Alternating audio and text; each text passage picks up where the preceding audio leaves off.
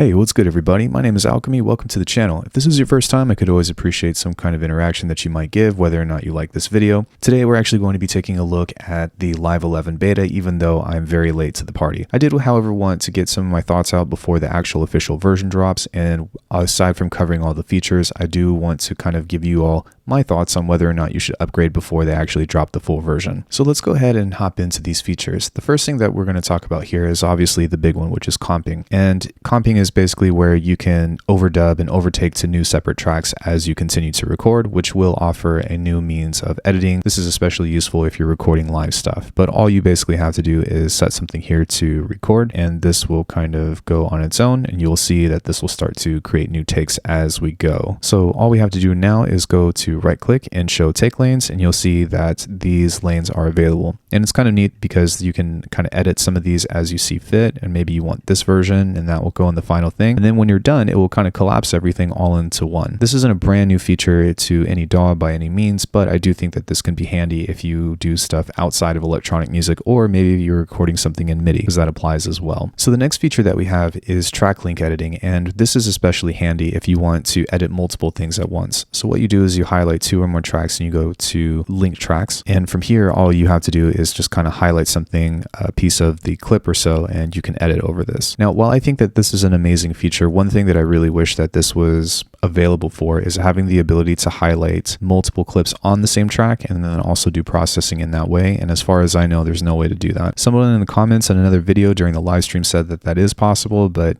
I have not figured that out. So if it is, then let me know. Next up, this is another feature that has been a long awaited thing, and we finally have the ability to use what's called multi-polyphonic expression on Ableton. And what that basically means is you have these features that you can do outside of just velocity and aftertouch, and so that kind of open up the characteristics that you can do based on the way that you play an MPE controller. And so we have these options here that are available to us that kind of fall down in between something like slide, pressure, velocity, and pitch. And between all of these, you can actually kind of get some very intricate sounds that make a more humanistic thing. And between all of these, all you have to do is kind of highlight a note here, and you can kind of click and drag one of these. I actually don't have an instrument playing, but you can get more information about that later, as this would take a very long time to explain in a single video. As you can tell, the browsers and the clip views and stuff have kind of received an overhaul, which is really nice. And on top of that, we've also got the ability to have kind of scale functions, which I think a lot of people that are coming from FL Studio would be happy with. If you go over here and we click on this, we can choose a tonic, and then you can kind of choose your scale here. And what this will do is allow you to kind of see or all the notes that are within the scale if you're trying to write chords and so forth. So if you're brand new to music and you kind of want a visual guide or something, this is especially useful. So the next thing that we have is the chance tools, and what this can do over here is allow you to have some means of probability. So what we have is this randomize feature, and that can kind of go between whether it's going to voice a note in general or whether or not it's going to randomize the velocity. If I've got these three notes over here and you can see that there's this probability factor, then what I can do is set this to a particular value, and then whenever I hit this randomize, it'll kind of move itself around in that way. We can also go and do the same thing with the velocity. So if I highlight all of these, I don't know if I have to do that or not, but I can change the overall velocity to something like this, and you can see that it will adjust itself accordingly. This can kind of be useful if you're trying to humanize maybe an arpeggiator or a melody or so, or maybe you just kind of want to kind of freshen things up, but it's definitely a welcome feature. I just wish that there was a little bit more that we could do with this. Maybe have some kind of pitch options, or maybe even randomize some kind of MPE functionality. So the big thing for me that I think is actually the most useful is the new devices, and I gotta say, these are actually pretty sick. Now, before I actually get into those, some other devices have actually received a visual overhaul. This is one of a few, but this one in particular has the ability to have a dry wet now, whereas in Live 10 it didn't before. I kind of just wanted to point that out. Now, the new stuff that we have are the chorus ensemble, the phaser flanger, the spectral time, the hybrid reverb, and the spectral resonator. And to be honest, I think that these are the biggest additions for somebody like me that would be useful in Ableton. I wasn't ever really a fan of the flanger in Live 10, but I think that with the overhaul, there's a couple of new things that sound great with it, and it's kind of cool that they kind of just combine these into one, and that way you can kind of demo and see what they're all about. That actually sounds like a flanger now, whereas the other one was like, it seemed like it was too prominent and too resonant. We've also got our phaser, and we've also got our doubler. And this is a much better effect, which is a huge improvement over the last. We've also got our chorus ensemble over here, which you can choose the difference between classic, ensemble, or vibrato.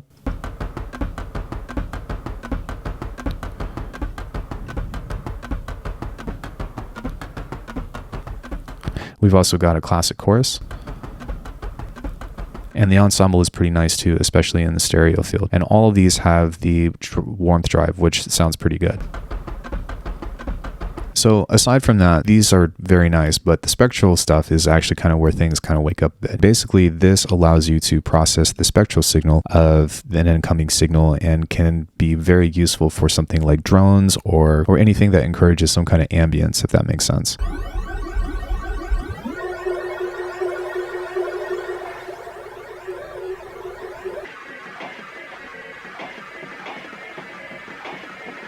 You can also freeze this, which will kind of keep that as you go.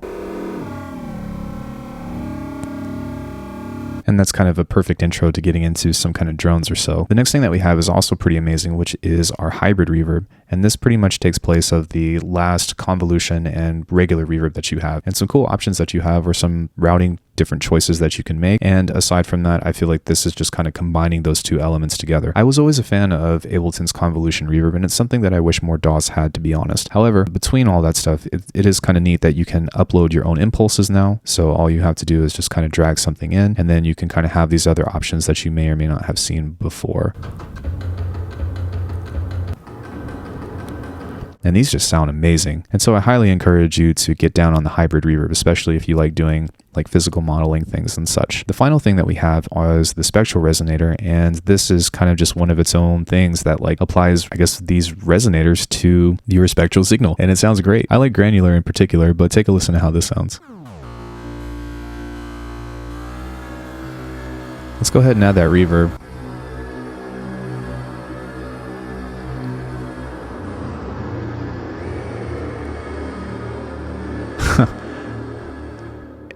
And suddenly you've got an amazing, amazing drone just out of a drum loop and a couple of effects. So I definitely think that the most fun is to be had between all of these and mixing and matching and whatnot. But yeah, go ahead and have a play for yourself and see if that stuff is useful to you. The next thing that I want to talk about is the tempo follow. So if you go into your preferences and you go to the show tempo follow toggle, then what we can do is turn this on and see if this can allow itself to try to, how do you say, I guess, match the tempo of whatever it is that the incoming signal is. And from what I've heard, it's kind of hit or miss, but let's go ahead and record and see if we can make something happen. So ready?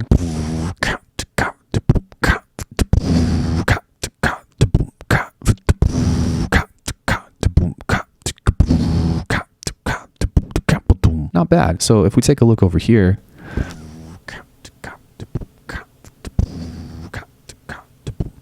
maybe I need to work on my actual timing for these things, but you can see that it will kind of try to follow that to some degree. And it's kind of interesting that this is actually automating the tempo instead. So what I would recommend is maybe just taking a piece of this where something is in time, since this isn't, and trying to find like a tempo to kind of line everything else to. It is a neat feature, but I don't know how useful that's going to be, so kind of use that at your own discretion. So the next feature that we have is something called snapshot features, and we also have the ability to create up to 16 macros. Now, if I find something that's really interesting and maybe I want to create this snapshot for these macro settings, then what I can do is go and click on this and go here and then just hit new. And now I can turn a different knob, and so hit new, and now all I have to do is jump between these with the play button.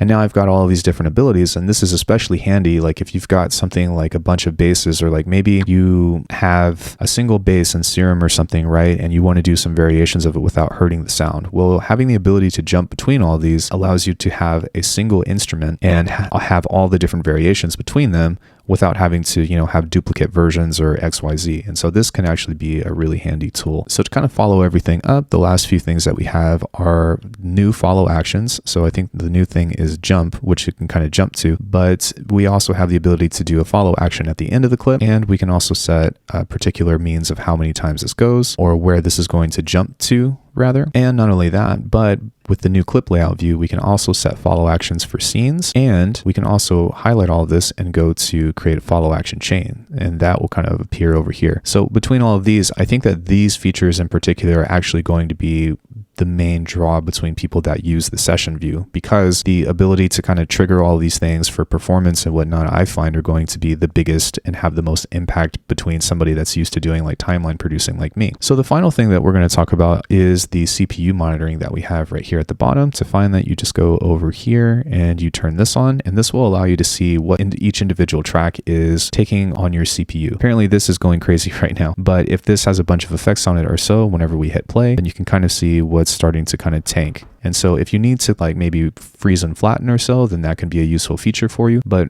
for me personally, I find that usually I can usually tell if something is really heavy on CPU in the first place or not based on the plugins that I work with. There's supposed to be some new content that's coming out, especially related to stuff from Spitfire and all that, but that's not really available at the time of this release. But now that we've kind of gone our way through all the features, there's some things that I want to talk about that I think Ableton can still improve on, and also maybe some things that you might want to consider before you make your purchase and whatnot. I think one of the big things for me and one of the big reasons why I've switched over to Bitwig is some of the editing features that they have. So something that I would like to see within Ableton is the ability to edit the clips in this way as a group together. I don't really understand why you can do it via track link, but you can't do it on a clip individual basis. That's actually something that I expect to actually come out on the live full version, but as of now, I don't know if there's any talk about that or not. You know, having the ability to apply fades to all these or right clicking and be able to slice and place are features that I've come to like actually need with the kind of music that I make. It's not a big deal, but at the same time, that seems like a very basic thing. The other thing that I think would be interesting is if you're familiar with the live creative extension, then I don't really see why that hasn't been implemented natively into Live 11 as well, even though it was made by a third party. So having the ability to right click down here and pull up your browser versus always having to come over to this side is kind of one of those things that is a workflow choice that I think should be more readily available, especially like if you want to bounce back and forth between a couple of different things. It would be really nice to maybe have your list of effects or maybe samples up here, and then you can just drag down here and go into your bigger stuff. But again, you know, it's not to say that the browser from Ableton in itself is bad. It's just something that I wish that they would include in general. The last thing that I actually want to talk about with this that I wish that they would add is maybe an inspector control that could replace this as opposed to having to double click here and have all of these options bring up. Again, that's a convenience thing, but that's kind of where I'm at with editing and stuff. I'm very big on editing things in audio, and so having the ability to do some of these things would actually be really nice. I don't expect Ableton to try to be like Bitwig, and I don't expect Bitwig to try to be like Ableton. However, I do think that they can benefit from each other because they are pretty much siblings, right? And it's not to say that they should be totally transparent. However, within all of these things, we really want to try to understand, you know, what is it that is going to make Ableton and things like Bitwig or even Machine, granted Machine is a much more basic program, stand out from each other. And that's kind of the big thing with me is I'm still trying to find that, and what it comes down to is really just workflow preferences. There's specific things within Ableton that it can do workflow-wise that Bitwig is still kind of lagging. One example of that would be these slice to MIDI or the convert harmony to MIDI track and melody XYZ. Speaking of, one thing that I think could be really cool is like there is some parameters in here within specific, I guess, instruments that you still can't automate. So for example, if I go over here and I pull in simpler, it'd be really nice to change some of the parameters within here, such as the grain size or whatever via a macro or a modulator from Max for Live and so forth. It's not a deal breaker by any means, but I just see a lot of potential of that being available. Between all these things, I do think that Ableton has kind of given some interesting updates, and I do think that they're all welcome. However, I don't necessarily feel like these are going to be groundbreaking tools for you that are going to make the biggest difference in why you should upgrade. Ableton 10 is an amazing package, and the upgrade from 9 to 10 was definitely huge with a lot of different things that they had available. A lot of the warping stuff, a lot of the groups within groups, and all of that. I can't help but feel like Ableton 11 beta is kind of like 10.5. And that's not to say that it makes it bad by any means, but they're asking for a pretty heavy price point in order for you to be able to upgrade. And so I would say that if you are brand new to Ableton, I don't think that right now is a bad time to jump in.